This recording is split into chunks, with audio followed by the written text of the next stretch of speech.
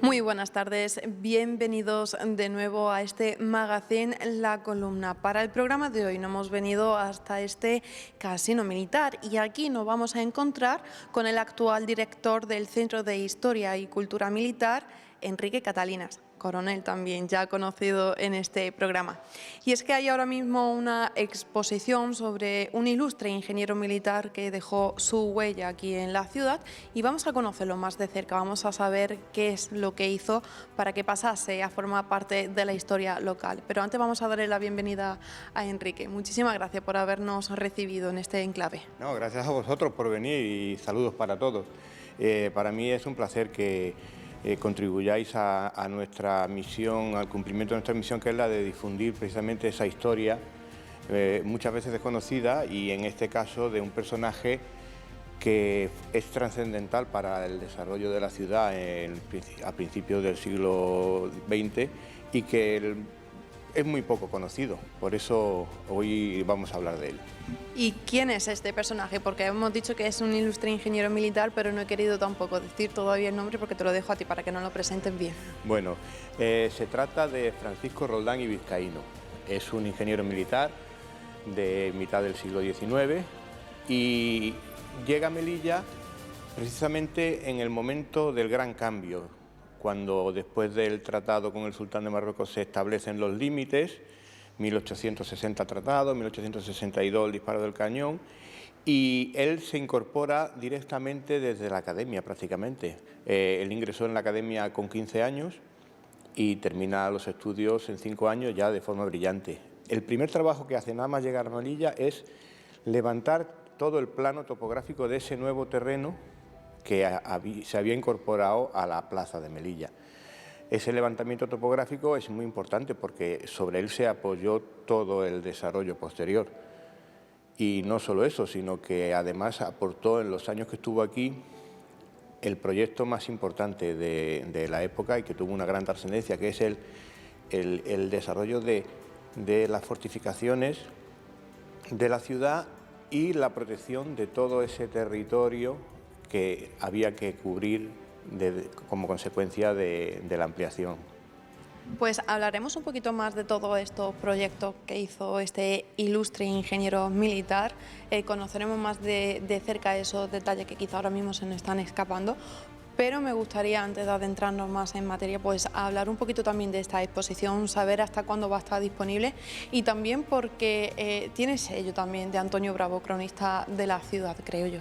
Sí, yo empecé a trabajar sobre este personaje, a reunir información y cuando me di cuenta de la importancia que tenía, pues me puse en contacto con Antonio Bravo, precisamente para darle un empaque, porque Antonio es un estudioso de todos estos temas y además le da un toque de calidad importante y de precisión. Y él me dijo que estaba también estudiando sobre este personaje, total, que hemos juntado fuerzas y de ese trabajo en común el resultado es esta exposición. ¿Cuánto tiempo ha llevado este trabajo, coronel? Llevamos prácticamente todo el año, unos 8 meses aproximadamente, recopilando en diferentes archivos todos los planos, rescatando documentos, buscando al personaje porque no teníamos ninguna imagen suya. Gracias a Antonio, que localizó a una nieta suya que era nada más y nada menos que Paloma Gómez Borrero, que era corresponsal de España en el Vaticano, y a través de, que ya falleció hace un par de años, pero a través de un primo localizamos a un sobrino nieto en Madrid y él nos facilitó recuerdos familiares y entre ellos estas fotografías que podemos ver aquí, donde podemos ponerle cara a este personaje del que no teníamos cara. Pues fíjense, si quieren conocer más de cerca a este personaje, que como bien nos está diciendo el coronel Enrique Catalinas, ni siquiera conocíamos pues su aspecto y cómo era, a pesar de ser una figura tan importante para esta ciudad, les animo a que se acerquen hasta este casino militar aquí en la localidad y puedan conocer y disfrutar esta exposición de cerca. De hecho, nosotros ahora vamos a adentrarnos, vamos a conocer más detalles específicos de la misma y vamos a ver qué es lo que aprendemos de esta exposición.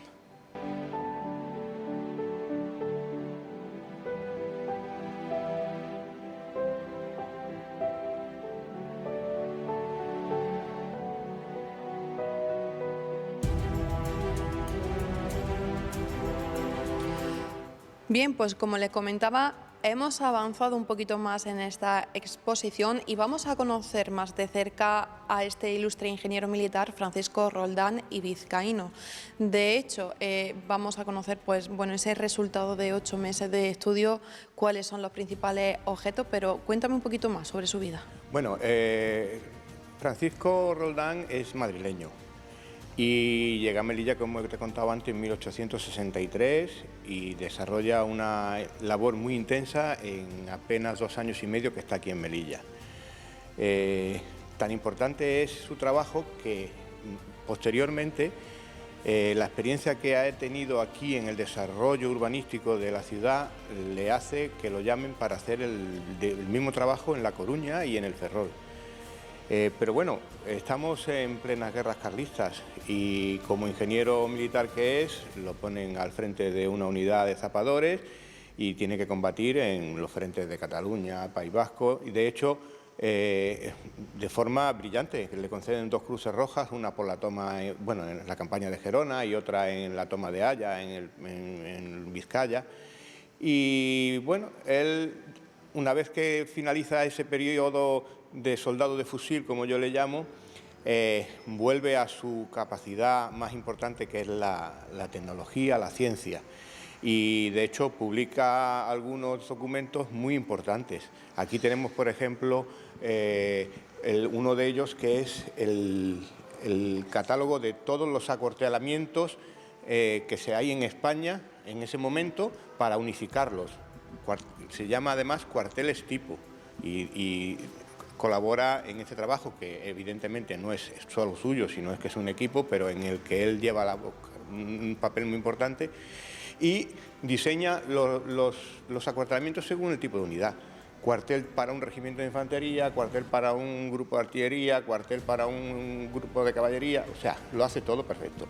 Y luego hay otras obras también muy importantes, sobre todo didácticas, que se utilizaron para la enseñanza en las academias militares y estudios geográficos importantes sobre la península ibérica, aparte de otros trabajos topográficos en el norte de España. Bueno, la verdad es que su capacidad, era una persona muy influyente a nivel científico, llegó a general de ingenieros y regresó casualmente a Melilla justo en la campaña de Margallo.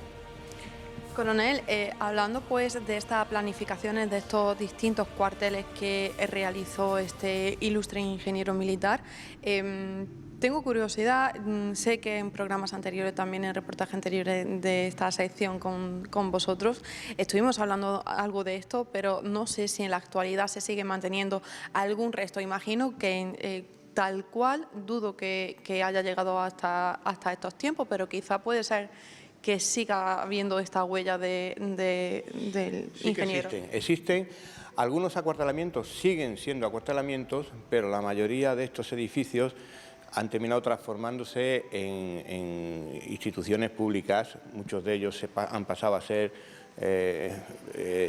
elementos de diferentes diputaciones o comunidades autónomas. Son fachadas muy reconocibles porque las tenemos en Granada, en Sevilla, en Huesca, en Zaragoza.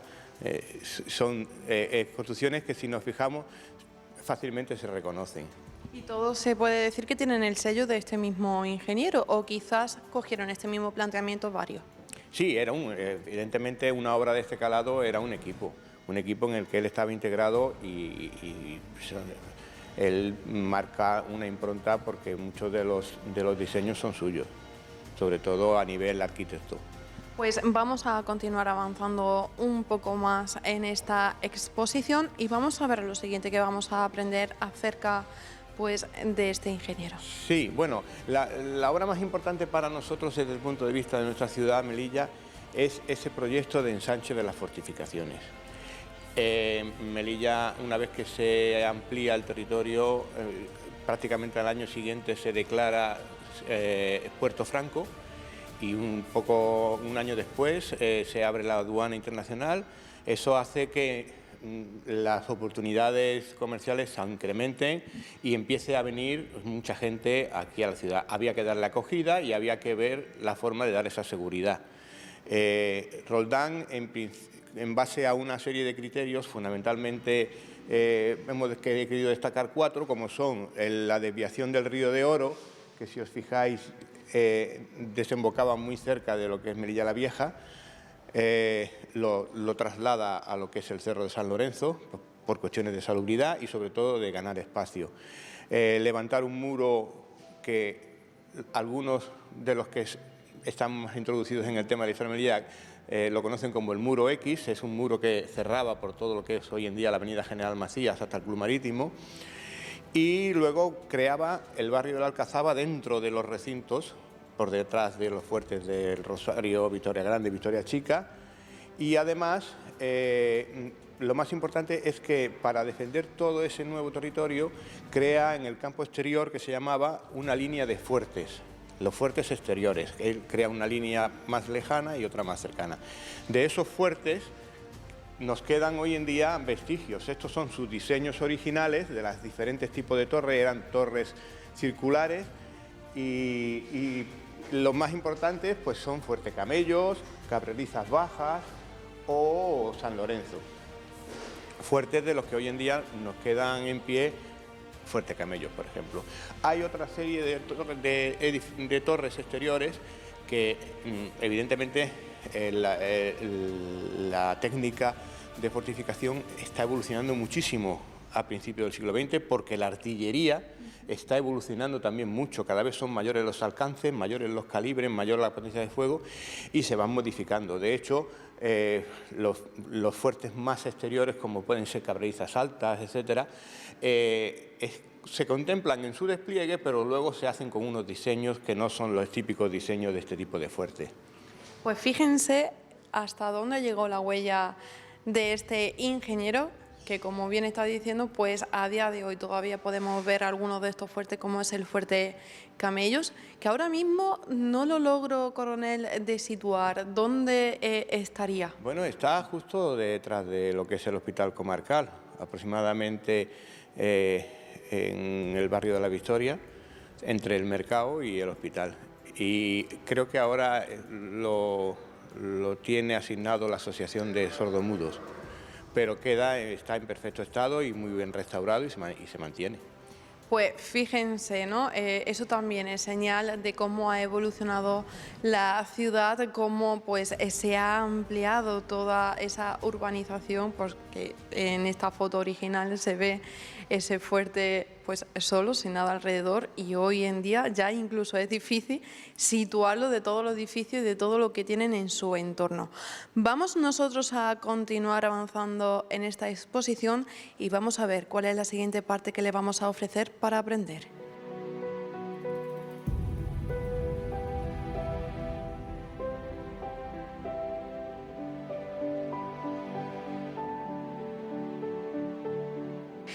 Pues ahora mismo en pantalla están viendo ustedes pues un documento que tiene bastante valor en toda esta historia.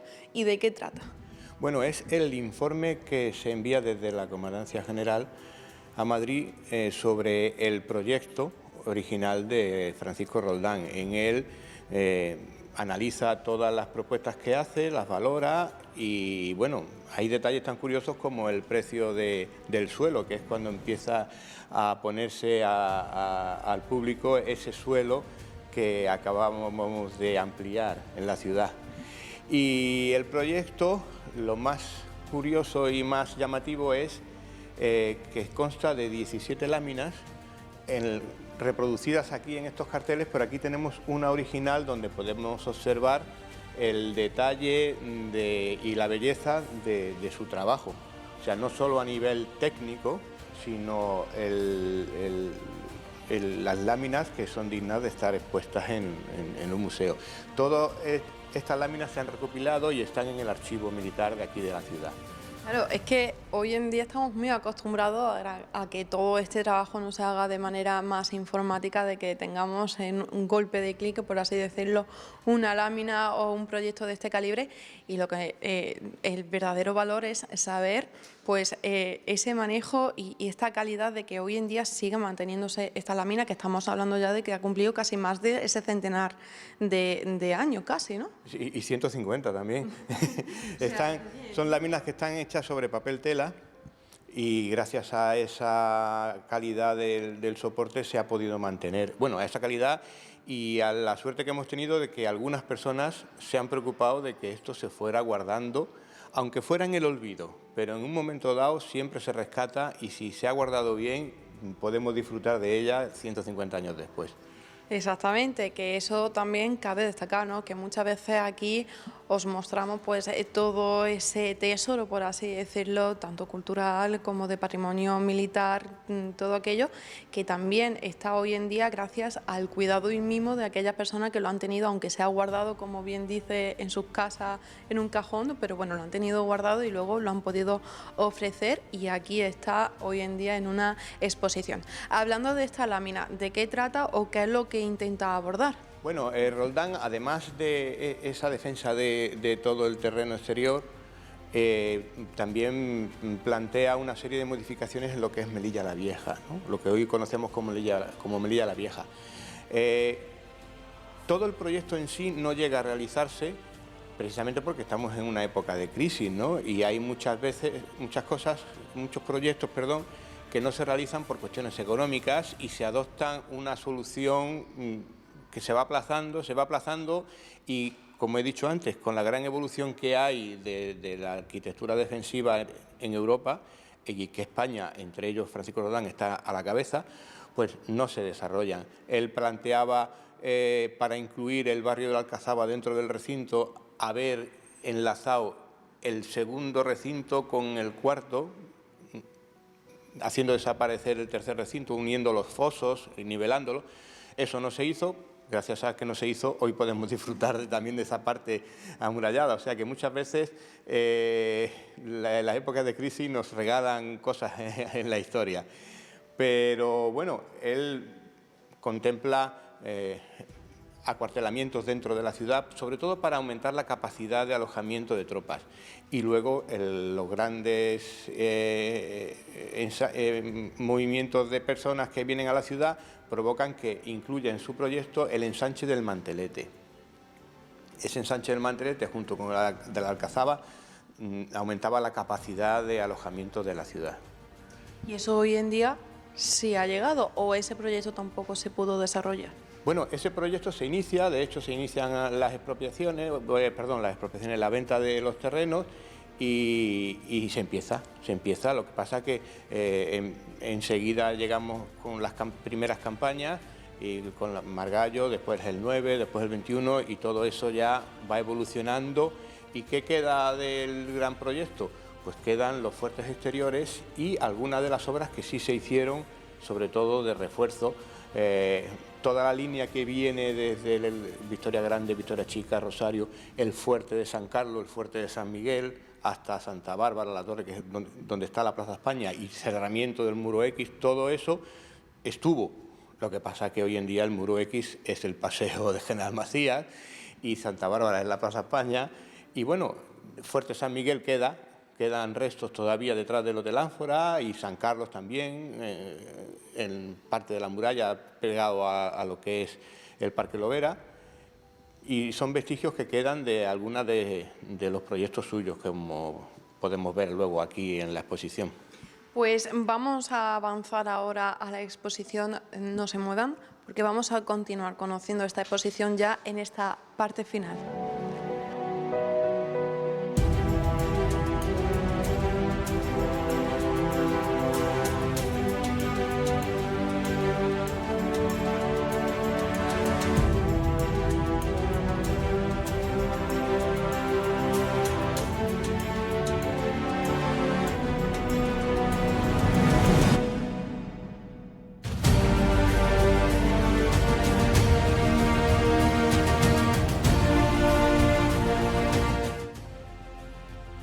Pues ya estamos llegando al final de este reportaje y no podemos cerrarlo sin saber, pues bueno, cuáles fueron esas últimas obras o actuaciones que hizo Francisco Roldán y Vizcaíno. Pues cuéntame un poco, pues, qué estamos viendo ahora mismo en pantalla. Bueno, para los visitantes de la exposición tengo que decirles que es un desarrollo bastante completo, sobre todo interesante para estudiantes de historia, estudiantes de bachillerato y sobre todo gente que quiera conocer la historia de su ciudad. Roldán, el trabajo que hace es tan completo que llega a cerrarlo con el diseño de los hitos que marcaban los límites de Melilla. Esos hitos han mantenido la forma. Por una cara tenían el escudo real y por el otro lado en árabe la leyenda que decía que esos eran los límites. No llegaron a construirse como tal, sí en su forma, pero con diferentes leyendas y tal. Creo que quedan dos todavía en pie. Pues ahí dejamos también esa incógnita, a ver si los espectadores que nos estén viendo y que estén interesados en la historia de Melilla, pues a ver si son también capaces de enviarnos a nosotros y de ponerse en contacto con nosotros para decirnos en qué lugar todavía se pueden encontrar estos dos hitos que quedan hoy en día de Francisco Roldán y Vizcaíno. Vamos a continuar porque esto no fueron las últimas actuaciones, hubo una todavía más importante y más notoria, por así decirlo, obra de este ilustre ingeniero. ¿Y esta cuál fue? Bueno, Roldán, aparte de proyectar todo el ensanche, también trabajaba como arquitecto. De hecho, tiene alguna serie de viviendas y algunas mejoras, sobre todo en los accesos a Melilla la Vieja, pero él, una vez que se ausenta de Melilla, y acomete muchos trabajos en la península, regresa precisamente en 1894. Regresa aquí con motivo de la campaña de Margallo y cierra su obra, por decirlo de alguna manera, con el diseño del fuerte de Reina Regente. El fuerte de Reina Regente y el de Alfonso XIII, que todavía también se mantiene dentro de lo que hoy en día es la base, esa torre que hay en la base que está perfectamente restaurada, aunque está ampliada con una antena encima, pero está muy bien conservada, y el fuerte de Reina Regente, que tiene una variación producto de ese desarrollo de la fortificación a lo largo de finales del siglo XIX. Y es una torre circular, pero tiene una protección ya poliédrica para mejorar las capacidades de defensa del fuerte. Incluso este fuerte tenía también unas capacidades artilleras pequeñas, una pieza que estaba montada en el centro de la torre y podía girar de forma que hacía fuego en todas direcciones. El secreto de esta red de fuertes es que batían todos los accesos que venían desde el exterior. Para llegar a la ciudad había que atravesar diferentes campos batidos todos por las diferentes torres y de forma que unas podían apoyarse a otras. No era fácil entonces entrar a Melilla. No era fácil, no. Era una ciudad bastante pequeña, pero bueno, ya estamos viendo y estamos aprendiendo lo bien protegida que estaba, ¿no? Y todo ese trabajo de investigación y sobre todo de ingeniería que había detrás de estas fortificaciones, que como bien decimos, a lo mejor pasamos hoy en día y no le damos el valor que precisamente tiene. Sí, efectivamente, tenemos una riqueza estructural en la ciudad muy importante.